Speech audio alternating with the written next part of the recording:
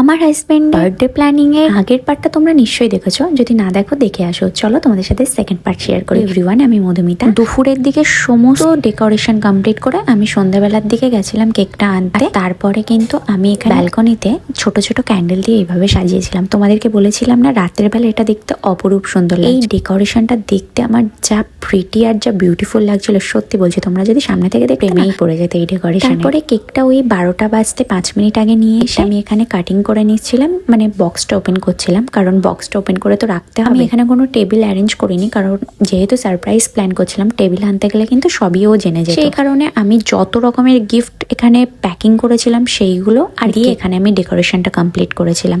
আর কি কি গিফট দিয়েছি সেটা দেখতে হলে কিন্তু আমার এই ভিডিওর নেক্সট পার্টটা তোমাদের অবশ্যই দেখতে হবে, কারণ নেক্সট পার্টে আমি রিভিল করব আমার সমস্ত গিফট আর আমি নিজে হাতে কি বানিয়েছি। এখানে আমি একটা ফায়ার পেপার দেওয়া যে কেকগুলো হয় সেটা আমি সেই থিমের কেকটা আনিয়েছিলাম।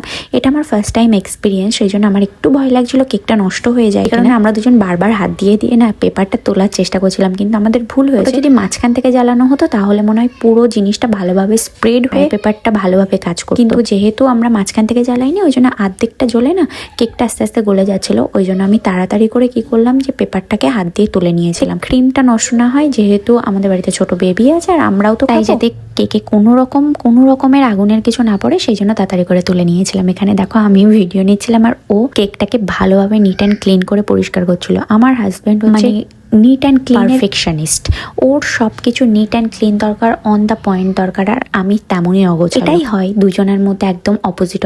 তারপরে আমরা বাইরে তো কেকটা কাটিনি, কারণ বাইরে প্রচন্ড গরম লাগছিল আর আরামও ছিল না, সেই জন্য আরামকে ডেকে কিন্তু ঘরে কেকটা এনে কেটেছিলাম। এই পার্টটা এই পর্যন্তই থাকলে তোমাদের কেমন লেগেছে অবশ্যই কমেন্ট করে জানাতে ভুলো না। আর পরের পার্টে তোমাদের সাথে রিভিল করব আমি নিজে হাতে কত সুন্দর কার্ড বানিয়েছি। আমি যে কার্ডটা বানিয়েছি সেই কার্ডটা তোমরা দেখলে সত্যি আমার মনে হয় সবাই চাইবে ওরকম কার্ড নিজের প্রিয় মানুষকে গিফট করতে।